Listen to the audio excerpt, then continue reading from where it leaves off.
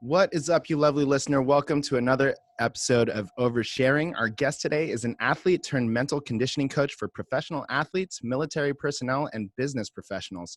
For the past 4 years, she served as the mental conditioning coordinator for the New York Yankees, where she is responsible for aiding the development of athletes and staff through education, application, and support.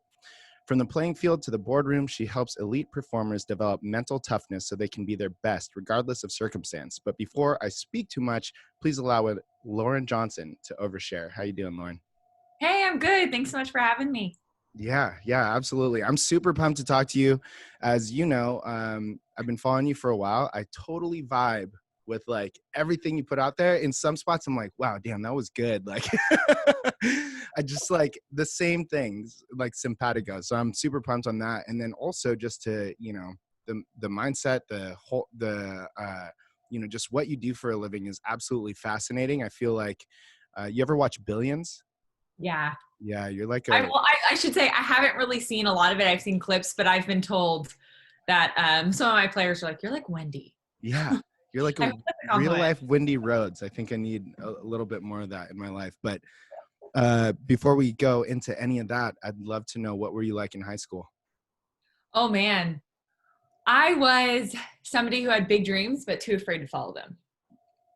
I always knew that there was something big in this world. I always knew that I wanted something bigger than I had, but I wasn't very confident. I was afraid of taking risks. And as a result of that, oftentimes I didn't. I remember I was afraid to try out for a soccer team because I didn't think I was good enough. And so what ended up happening is I would try out for a lesser version. And I remember one of the players coming up to me and going, "Why are you playing for us? You should be playing on those teams." Mm. And it was like other people believed in me, but I didn't believe in me. So I think that there was a big transitioning period in my life where I started to realize that it's not really about what I have now, it's about what I can create. So that's really made an impact on terms of like, I realize that I have control and I can create the life that I want, and I have all the tools within me to do that. What made you afraid to follow those dreams in the first place? I was so afraid to fail. Mm.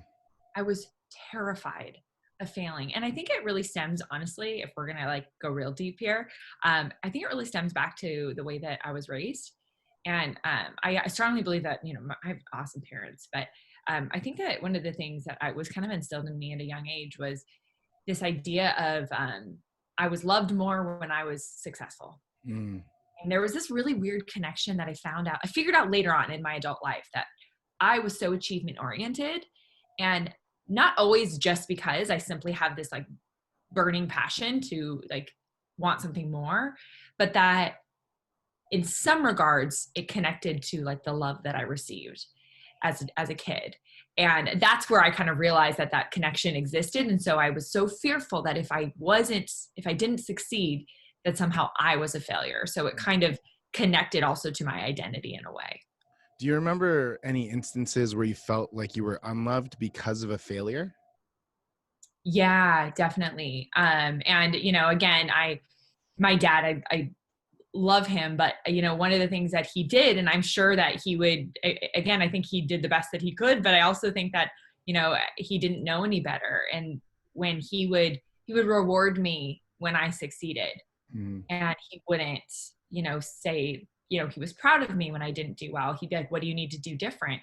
And so it was never like loving the person, it was loving that result. And Mm. he did of course love me outside of that, but I connected so deeply to that, where if I didn't do well, I was never rewarded. And it was like, you should have done better.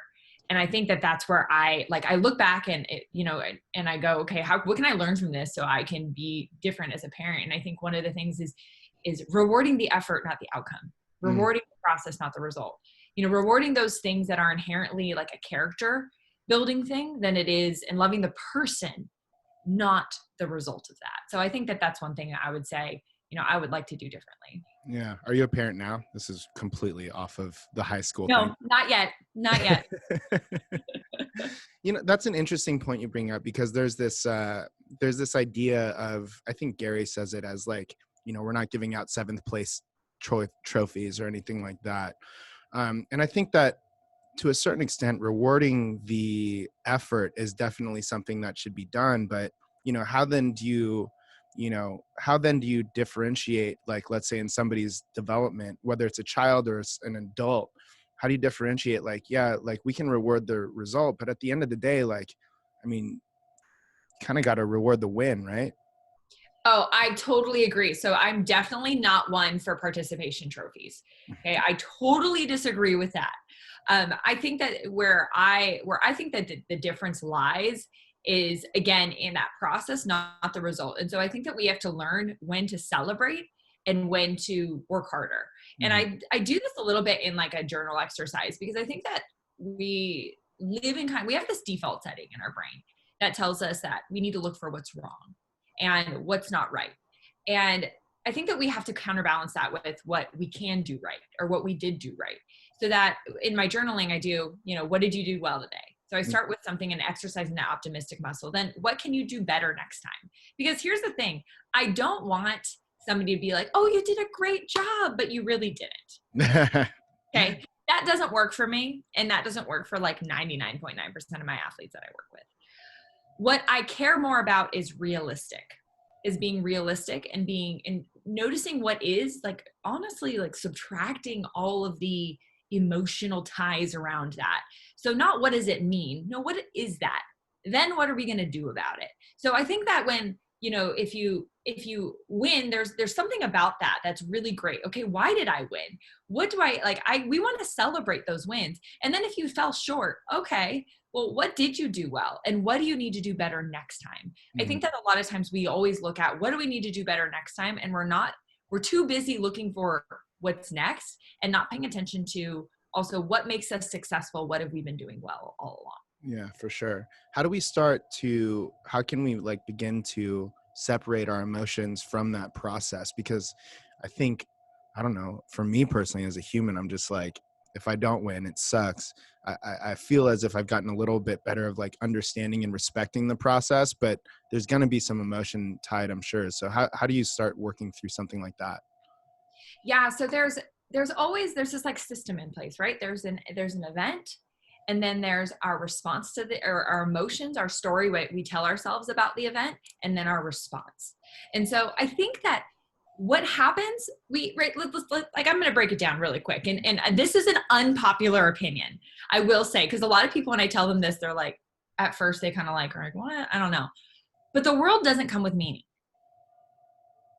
Okay, so bear with me. An outcome is an outcome. Okay, an input is an input. There's no meaning behind those. As humans, that's one of the coolest parts about us, is we bring meaning to this world. We decide what that win means. We decide what that loss means. And so there's a power in our response to an event, in the story that we tell ourselves about it. And so if you really sit and think about it, you go, okay, let's just say somebody walked by me and they didn't wave. I can interpret that as that person doesn't like me, that person's ignoring me, that person doesn't care about me.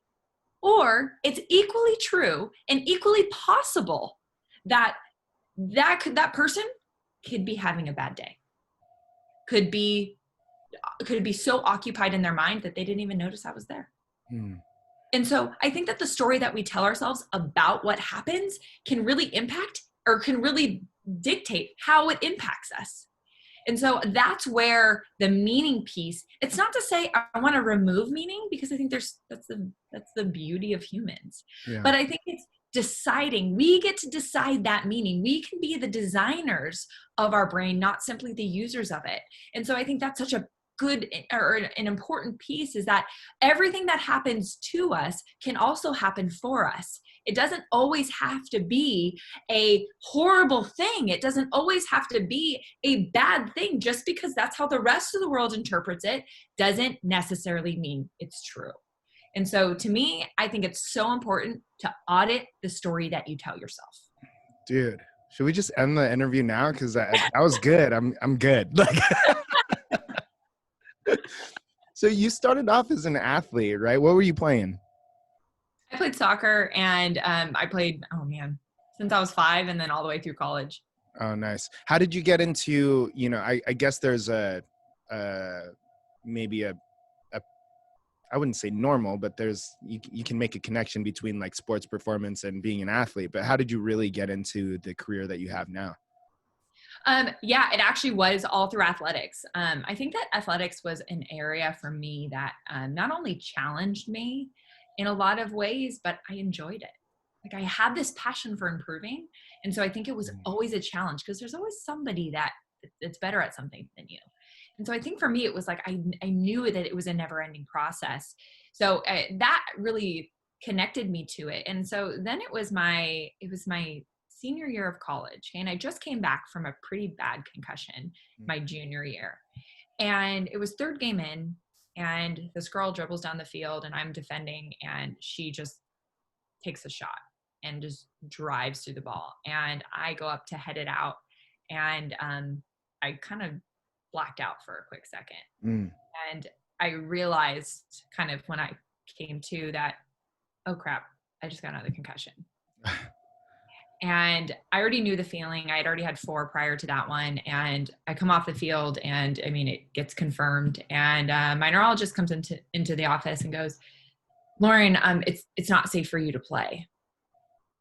And I had to accept that. I mean, he asked me, Lauren, do you want to remember your name when you're 40? I was like, yeah, that'd be nice. He's like, I can't guarantee if you get another concussion that you're going to remember it. That it won't be a permanent thing. And so that's when I realized, okay, I need to move on.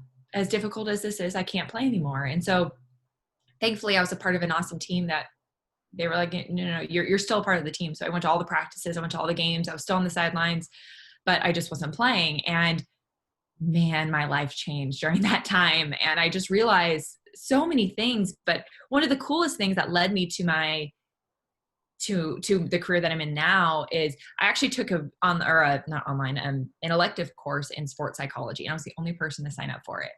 And I just learned so much about the mind and about like how much power that we have.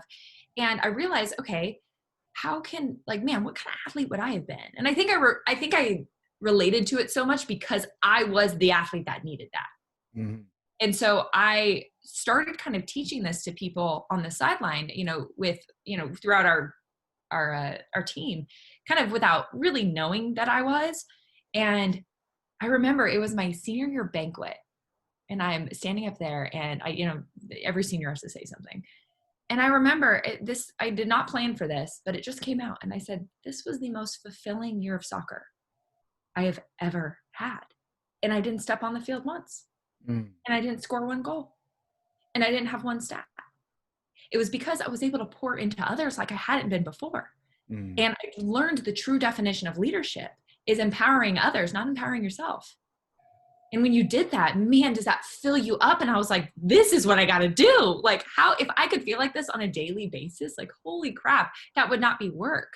So I went on and I got my master's degree in performance psychology and just couldn't wait to get in the field. And I got 2 job offers right out of my master's program. And I was so stoked, and I took some time, and I turned one down, and then I took another one. But the one I took, they told me, it's going to take about 6 months to get you placed. I was like, no problem. That's fine. So 6 months goes by and I don't hear anything.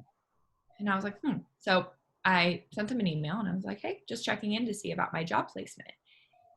And then they emailed me back and said, we're sorry, the job is no longer available. Yeah, and that's exactly, I mean, my world kind of came crashing down, and I couldn't understand why they had given to me and then kind of taken it away. But what I felt like, they would have never reached out to me if I didn't. And then it was too late to go back and call the other place because it's been 6 months now. Yeah. So I was kind of stuck, and I decided to get a job at Starbucks. And it's because I needed to make money in some way. There was no other jobs available. It's not like you can go on Indeed.com and type in sports psychology. It just wasn't a thing. So I started working at Starbucks, and it changed my life in this one particular day. And I was working the drive-through, and I was, part of your job is working in the drive-through is to entertain the customer while their drink's being made. And so I'm talking to this guy, and he goes, so are you going to school right now? What are you studying? And I was like, no, actually, I just finished my degree. And he goes, oh, like in what? And like proudly, I'm like, oh, I got it in performance psychology. And he just starts laughing, like full on belly laughing at me. And I'm like so confused that I finally have to ask him, what's so funny? And he goes, you got one of those degrees you're never going to use. And my mouth dropped. I mean, all I wanted to do was grab his coffee and throw it in his face, but You remember what his order was? I don't. I wish I did. I kind of blacked out after he said that. Yeah. I was going to say, it's like, yo, this guy's at a drive-thru at Starbucks, probably getting a Frappuccino. I'm not going to listen to that guy. Yeah, I mean, probably, but I was so mad, and it just kept getting worse throughout the rest of the day. And I remember giving myself this pep talk, like, Lauren, this guy doesn't matter. You don't even know this guy. Why are you giving him so much power over you? And that's when I realized I wasn't mad because he was rude. I was mad because he was right. The one thing that I was wanting to teach people, to push through when you hit an obstacle, to keep going, to find a way, is the one thing I wasn't doing. So how the hell am I going to be a good mental coach if I don't actually apply the same principles to myself? And so it was such a light bulb moment that day I was like, what are you doing? And I just woke up and I typed into Google, how do you start a business? And I started my own consulting company. I grinded for a year doing so many things for free, reaching out to people, connecting. And a year in, that's when I got my opportunity with the Yankees and I got the job. I don't know why. I literally just got goosebumps. I just love that hustle and going from Starbucks to, I don't know if it's your dream career or not. Were you trying to go pro as a soccer player? Originally, yes, but not because it wasn't my dream. I just wanted to travel for a little bit. Yeah. I mean, just the idea that, I don't know, I worked at Starbucks too. And then now wherever here is, I'm there. But I don't know. I love that come up story. So tell me about working with the Yankees. I am so lucky. I have one of the greatest jobs, and I know I'm actually biased. before you go on, Starbucks guy, if for some reason you're listening to this right now, haha. Actually, if he's listening to this right now, I want to thank you because that was the wake up call that I needed. I am more grateful than ever, and I was mad at you, but I'm not anymore. I love that. Such a nice positive spin on that. I'm supposed to be the positive guy, but I like yours better. No, but yeah, I have one of the greatest jobs in the world. I mean, I know I'm biased, but I work for one of the best organizations. And so yeah, my job is I get to work with our athletes and our staff and our support staff just on the mental side of baseball. And what we do know about the mental game is it's not all about our sport. And so inevitably we end up talking about life.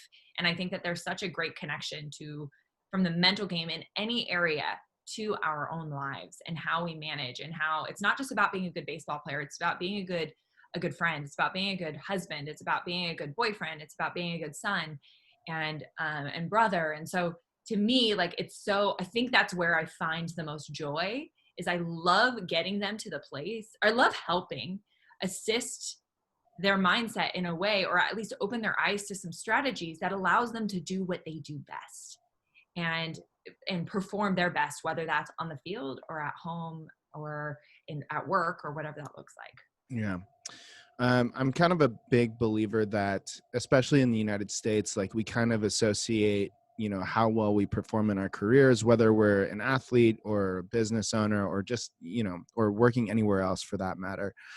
We attribute that performance to self-worth. What are your thoughts on that? Yes.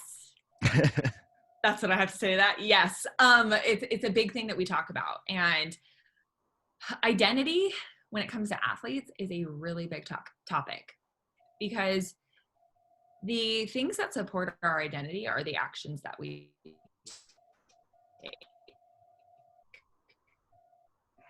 Belief, the more that you act within that belief, the more that supports the person that we believe that we are. So it's kind of built into an athlete's schedule to build the identity of an athlete. And so I think it's equally important to build the identity of like, what is perennial throughout, like with like what kind of athlete do you want to be? That's also the kind of husband that you want to be. That's also the kind of friend that you want to be. That's also the kind of, and so on. Because there's so many parallels, but sometimes we just put it in this nice little box of just like baseball only. And we struggle to make the connection to how it connects in other ways.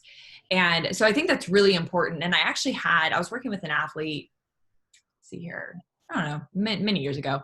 And I was working with a team, and I knew this team, I knew all of them very, very well. And when I traveled to go see them, there was this one player that, he just struggled to like have any kind of dialogue with me. Anytime I talked to him, it was like very short answers. And I always believe, like whenever that happens, I always think, okay, maybe I'm not doing my job in building that relationship. So my goal was to build that relationship more. And it didn't matter what I did. It just like wasn't getting better. And so one day, he's in the cages and he gets there early, and I'm the second person to arrive, probably his worst nightmare. And I'm definitely one to be just very like open and honest and direct. And so I said, "Hey, do you mind if I ask you a question?" He was like, "Yeah, sure." And I said, have I done something? Because every time that I try and have a discussion with you, you seem like whether it's one word answers. Like, is there a reason why you don't really like to, discuss too much? And he goes, it's not you, but I don't really like speaking.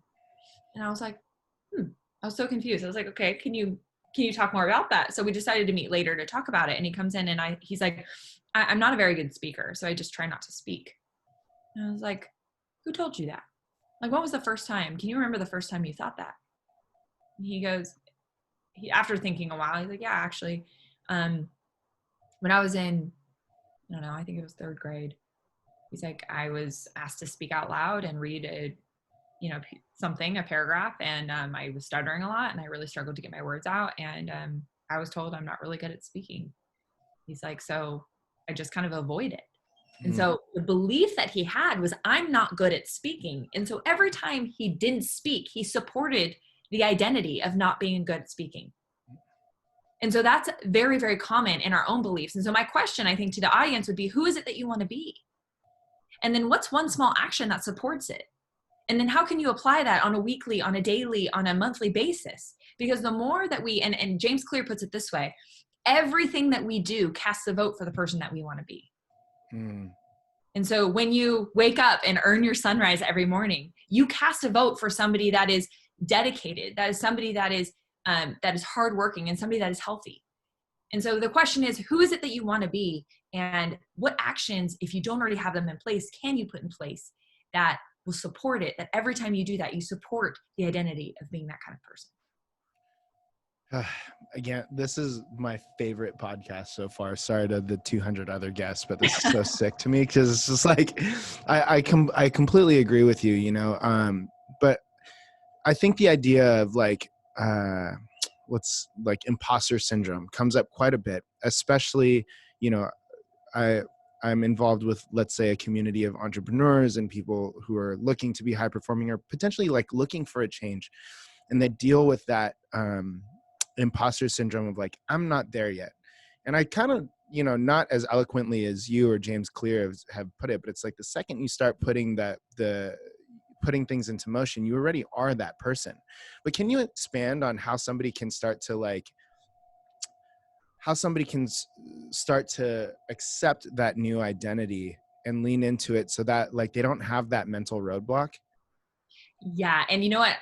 James Clear tells this great story in his book, Atomic Habits, and I highly recommend, it's on my book list, highly recommend reading it if you haven't.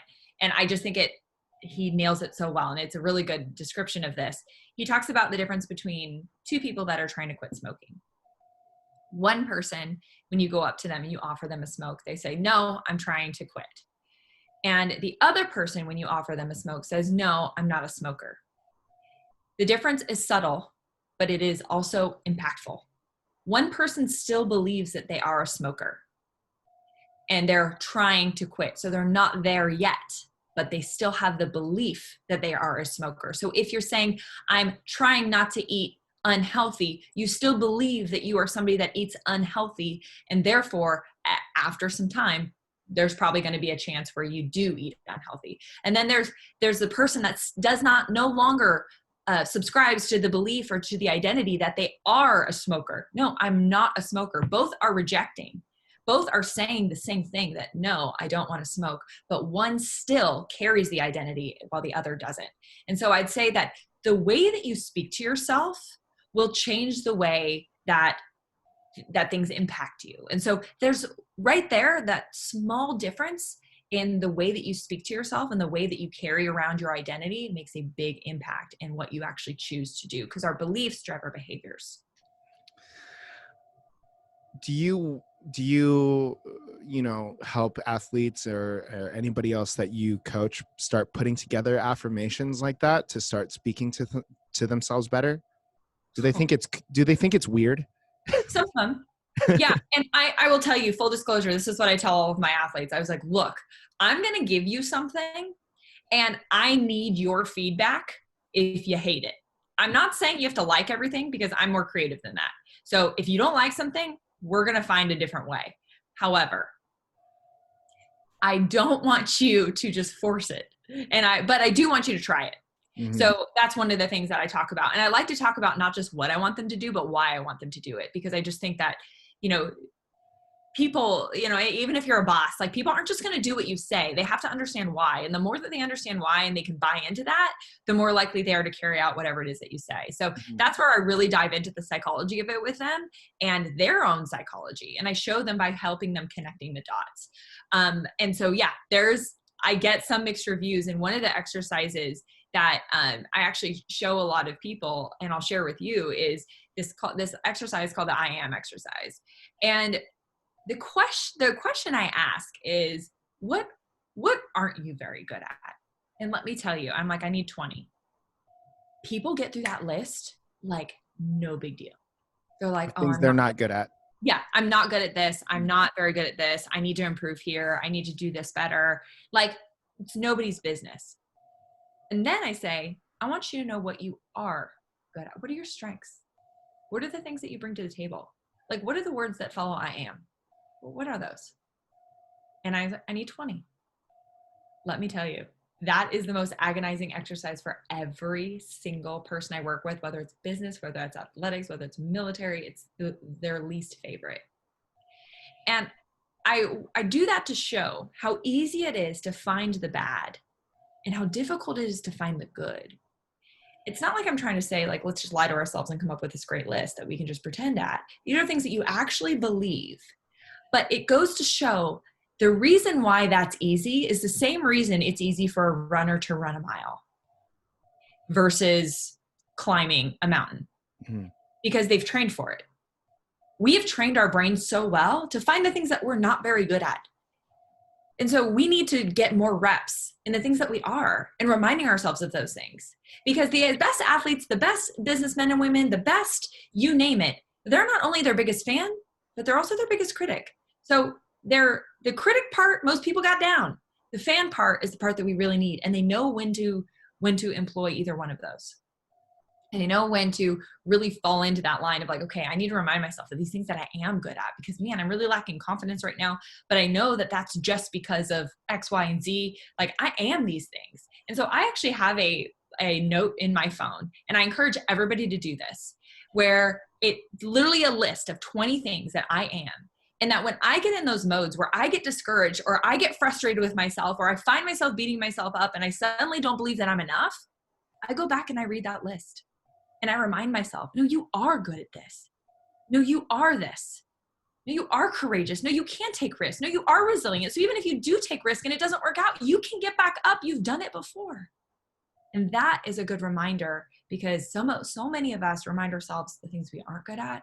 But how often are you reminding yourselves of the things that you do bring to the table? And so I encourage everybody to create an I am list. Like, you're a professional at this. It's so good. There's this idea that I love the idea of leaning into what you're good at and doing more of that and seeing kind of what comes out of that, right? And maybe ignoring all the things that you're bad at. I don't know how many people really buy into that, especially in a place, you know, in a culture or society where maybe we're kind of, a lot of is expected of us, or maybe we expect a lot of ourselves. We see other people doing multiple things and they're not, you know, and they might get self-conscious about that. But should we really ignore the things that we're bad at? Heck no. That's definitely not what I would ever advise to any person in this world.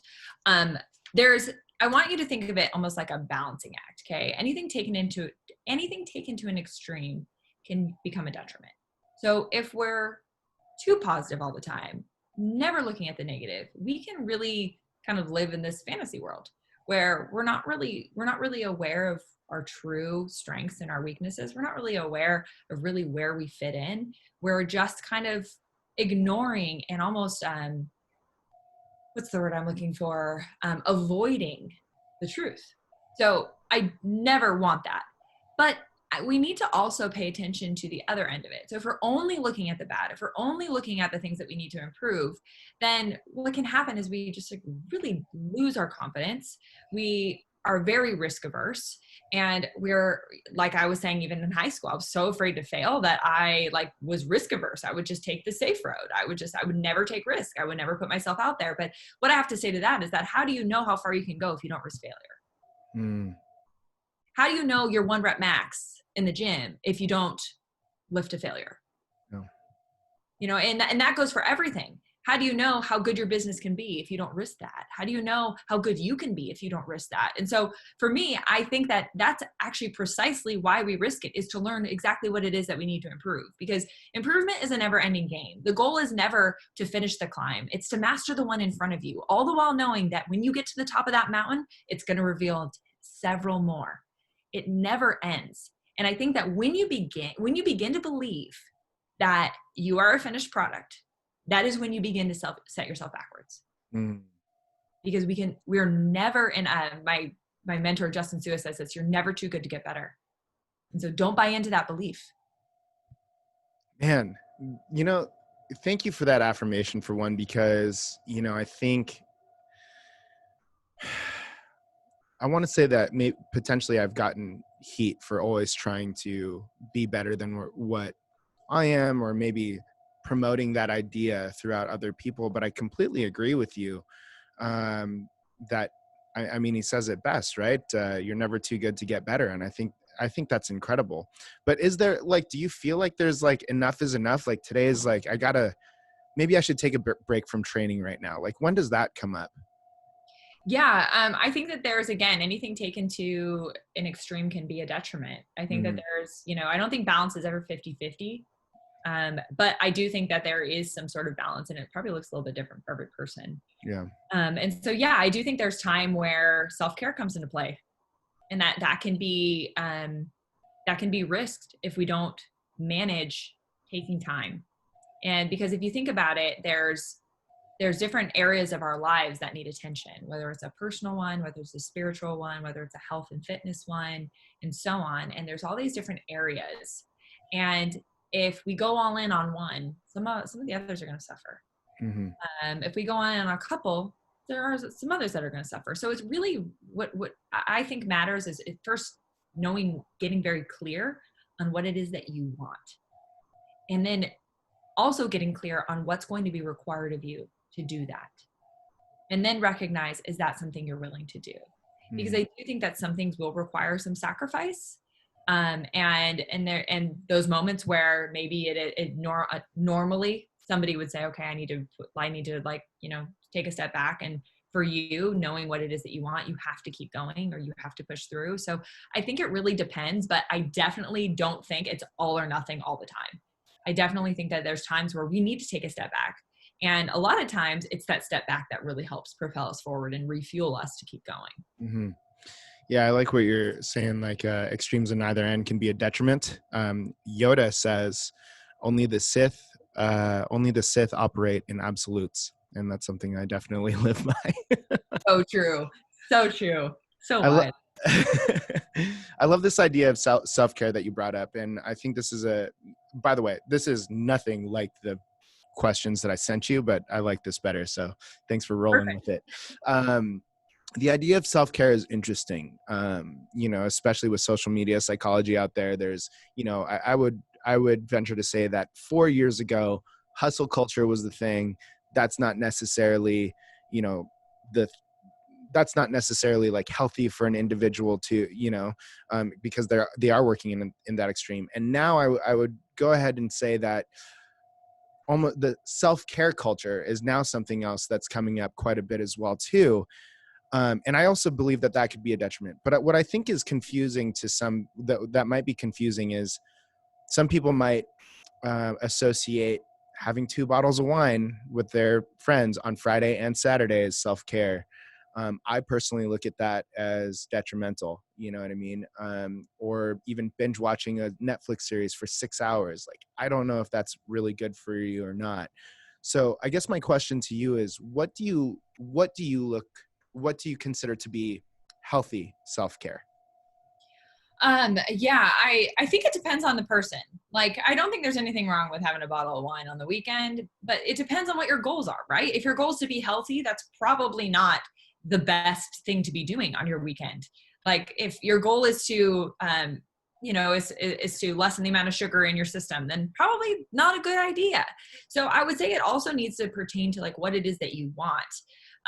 If you don't care about that, then I mean, sure, that would work. That could work for somebody, but I personally believe effective effort is better spent effort. So in terms of our self-care, the question is that truly filling you up and preparing you to get back at it? Mm. Like, that's what I would want to know. Like, is it actually, it's like after a workout, you fuel your body so that you can have the energy and the effort to do something else. Are you properly fueling yourself on your days off so that on your days on, you have it available? And that's kind of the way that I look at it. So yeah, for me, I'm not sitting down and, you're probably not going to catch me drinking, 2 bottles of wine on my weekend, because that's going to set me back. And then it's going to impact my week. And so to me, it's like, what is more effective for you? I know for me, I think of like the things that are, and I know I talk about this a lot in terms of people, but I think it also goes in hand with this, is the difference between a fountain and a drain. What are the things that drain you of your energy, and what are the things that fill you up? Mm. And so when it comes to self-care, if drinking drains you, if by the end of drinking you are like, oh my God, I got nothing left to give, which is typically what people do, Mm-hmm. then to me, that's not an effective way for self-care. I want to know what fills you up. What are the things that are going to get you to the point that you can perform at your best, regardless of what it is that you do, whether you're a stay-at-home mom or whether you're a CEO? What is it that you're doing on the weekend or in your time for self-care that you're dedicating to self-care that is actually going to be a fountain and not a drain? You seem like the kind of person to me that might have a strong morning routine. Yeah. What does yours look like? Well, I have to say my evening routine is probably stronger. Mm. And that's what allows my morning routine to be strong. It's actually, so in the evening, it starts by planning my next day. I have a crazy schedule, so I'm notorious for either scheduling the wrong thing or forgetting something. And when I learned that about myself, I realized I had to do something about it, because my identity, or the person I want to be, is the type of person that is reliable, that is on time, and that pays attention to the details. So that's when I realized this is something I needed to deploy. So every night I put on my whiteboard, which is actually behind me, I have a list of scheduled events. So you're on there today. And then I have my priority list. So scheduled are like any meetings or like things that I actually schedule, like our podcast recording. But then in my priority list, these are my to-dos. These are things that are like my high impact tasks that I know that when I do these, they will move the needle no matter what it is, like on my goals. So I have, this is what I do for, I'm creating this for the Yankees. I'm doing this for my own personal, I'm doing this. And so you can also have your priorities in different categories. It doesn't just have to be in your work. It can also be your personal life. It could also be any outside projects, whatever that looks like. And so then I put them in order of priority. That's why I call it my priority list, because I start with the first thing I want to do that day. And I don't move to the second until I finish the first. I don't move to the third until I finish the first and second. And so it really helps keep me organized. And then the thing I've added to it is I add now a time to it. Now, granted, it doesn't always work out exactly how I want, but I kind of put these times on it and I time block so that I can put a timer on my phone, throw it in my drawer. So I have no notifications, no interruptions for that time being, so that I can dedicate my focus to that. Now that to me is the biggest thing that I do in the evening. And then when I wake up, I don't have to worry about my schedule. I know what's going to happen. So I know what time I need to wake up to give myself enough time for my morning routine. Mm. So then my morning routine, I wake up and I typically go downstairs, get my coffee, I sit and I read, I journal, and then I meditate.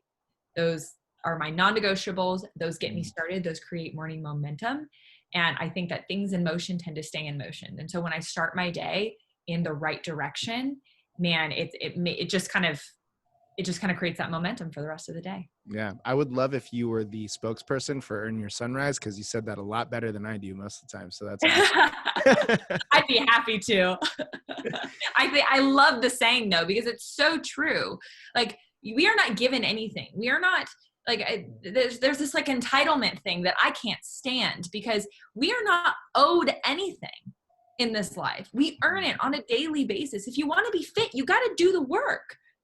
If you want, fill in the blank, you've got to do, like, it doesn't just come for free. And so I love, like, when you write like dues paid, like I paid my dues for today, like it's so awesome. And Earn Your Sunrise, it's just such a great way of putting it, because you earn that morning, and you win the morning by doing those types of things. Yeah. You have this quote, and thank you.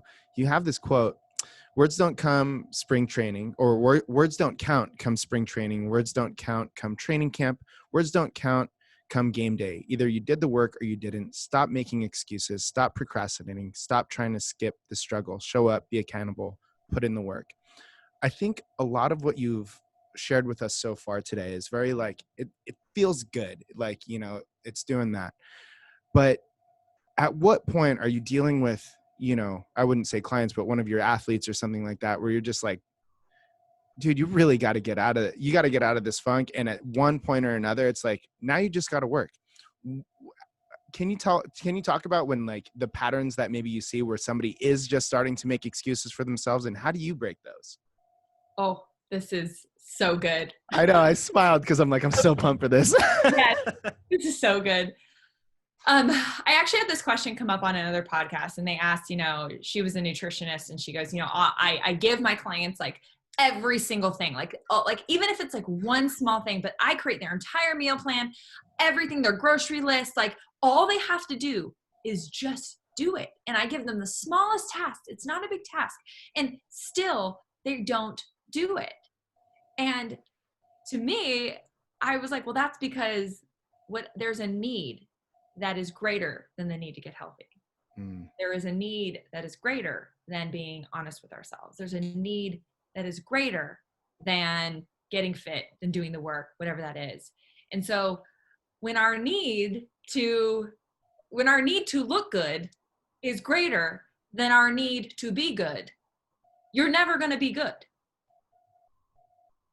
If your need to be the best is greater than your need to be your best, you're never going to you're never going to get there.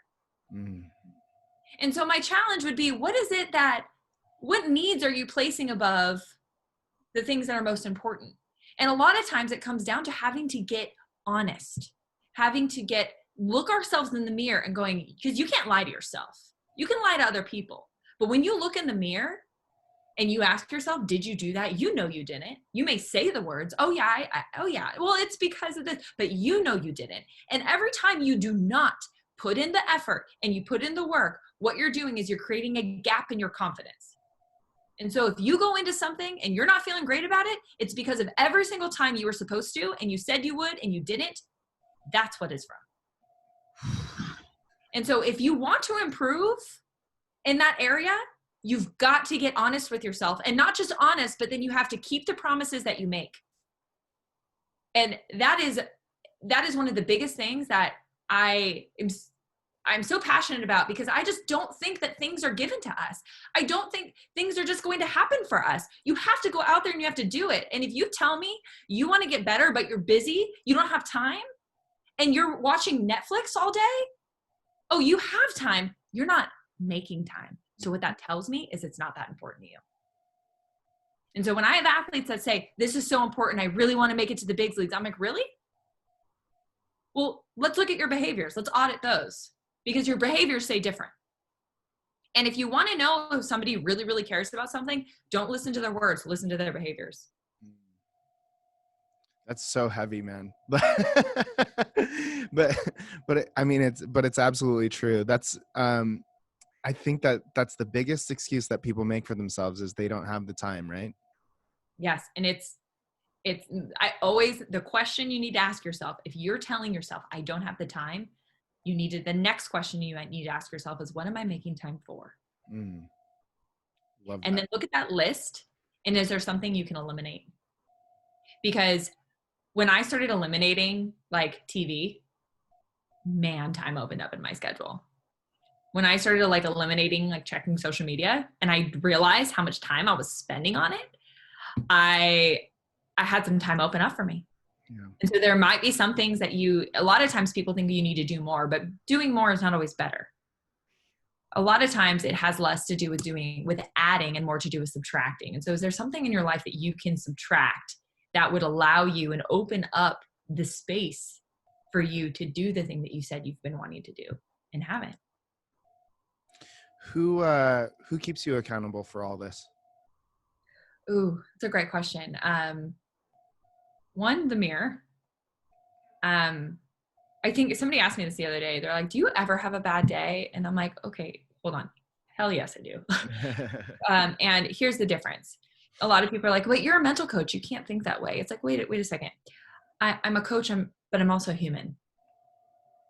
I think what makes me a good coach, and I think this is where I have to hold myself accountable, is that I go through these things. Like I don't just talk about them because like, oh, I see other people going through difficult things. I talk about them because I go through them. Because even though I know these things, it's one thing to know, it's another thing to do.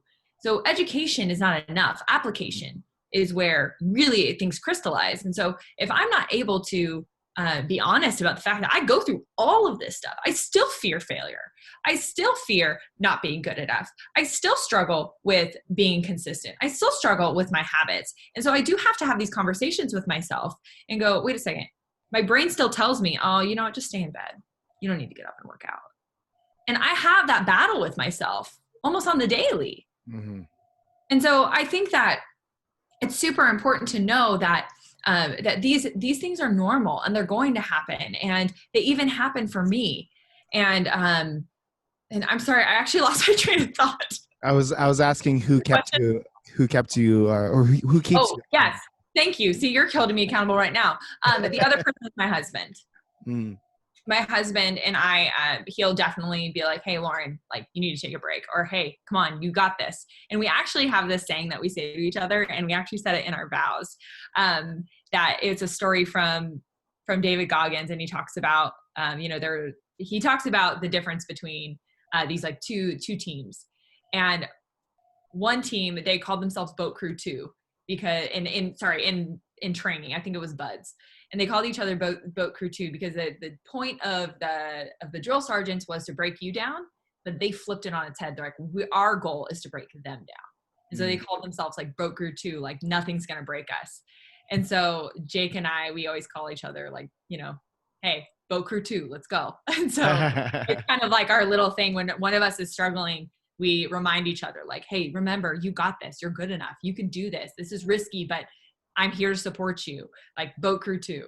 So he's definitely my big accountability partner. I love that. That's so rad too, which takes away the final question I was going to ask, which is fine, but I'm not 100% there yet. Before I do, I think this is the part where I got lost in my train of thought. So there we go. But honestly, like, look, we didn't touch any of these questions that I sent out to you, and I'm really excited about that. So thank you so much for rolling with the punches. I think this was honestly incredible. I think it's incredible hearing it from someone like you that has gone through a lot, that's accomplished a lot, and continues to do so. I definitely look up to you quite a bit when it comes to your mindset and the things that you've been putting out a lot lately. So I'm really pumped that we got to do this. Before I ask the last question of the day, if somebody wants to connect with you, how can they find you? They can find me on Instagram and Twitter and LinkedIn. On Instagram, it's at Lauren Nicole Johnson. On Twitter, it's at _Lauren Johnson _. And I don't know, LinkedIn, just have to find me. Lauren Johnson. You can probably type in Yankees and you'll find me. But yeah, those are the 3 platforms you can find me on. And my email's in my link in bio. So don't be afraid to reach out and connect. I love that. Okay, final question of the day. We talked about the dude who changed your life at Starbucks and how he kind of like gave you that light bulb moment. But I'm curious, I remember from working at Starbucks, there was always the regular customers that either they really sucked or they would light up my day. Do you remember your favorite customer at Starbucks? This is such a good question. Yeah, so we had one guy that came in. He was always waiting outside. So we opened at 4:30 in the morning, and I was always the graveyard shift. So I would, or the morning shift. So I would always get up super, super early, and I'd be there, and he would be waiting outside. And he was kind of cranky, like a cranky old man. And if everybody that knows me, like my close friends and my husband will laugh because I love old people. I love them. My husband always says, I don't need to worry about guys my own age. I need to worry about 80 and above. I'm like, yeah. I love old people. So this man, and he was really crusty, like not very nice to a lot of people. And I always knew his order, and he would come in, and every single morning I would try and go down and sit with him, and I'd ask him questions. And he was one of the most interesting people. And I don't think he, in his heart, he's not a bad person. He's not actually a grumpy person. He actually has so many interesting stories. And so I think that was one of the coolest things. I really connected with this guy. And everyone's like, for whatever reason, he likes you. And I think it just took putting in some effort to get to know this person. And I think that it's really speaks to a bigger principle that, you don't always know why somebody is acting the way that they do. And not to say I'm certainly guilty of this myself, but, and not to say that I don't do this, but it's the more compassion you can show somebody, especially when they're hurting or they're not being very nice or showing compassion to you. I think, nobody changes their mind when you yell at them or when you criticize them, but when you show them love and compassion, sometimes people tend to, open up their hearts to maybe a different way of doing things. And I think that was one of the coolest things, was seeing his transformation from his first interaction with me to actually the day I told him I was leaving. And he said, I'm really sad you're leaving. That's incredible. I love that. It's crazy what remembering somebody's drink is and asking them a couple questions can actually do for that person. He probably changed his life. Oh, I mean, that would be great to know, but man, he definitely changed mine. And it was, he always wanted a blonde coffee pour over. Nice. That was his order every morning. Very simple guy. Just out of curiosity, do you remember his name? I don't. I wish I did. Isn't that crazy? I do the same thing. Like, I can remember somebody's drink, like double pump, blah, blah, blah, like all this stuff, but then their name would always slip me. And to this day, it's still an issue. Yeah, I cannot remember his name. I can tell you exactly what he looked like, how he dressed. Yeah. I can seriously picture him. He would stand right at the door, like 5 minutes before. And I'm like, dude, you know the drill. I can't actually open it yet. Right. That's hilarious. But he would do it every time, and he'd make a big deal out of it if we wouldn't open it early for him. That's hilarious. I love it. Lauren, thank you so much again for your time and everything that you shared with us. This was absolutely incredible. To the listener, thank you so much for your time and attention. We really appreciate it. If you loved the episode, we would dig a 5-star review. And if you didn't like it that much, feel free to stick it to us, but be sure to subscribe anyway, because we're going to have a ton of incredible people just like Lauren Johnson back on the show. Thanks again, Lauren.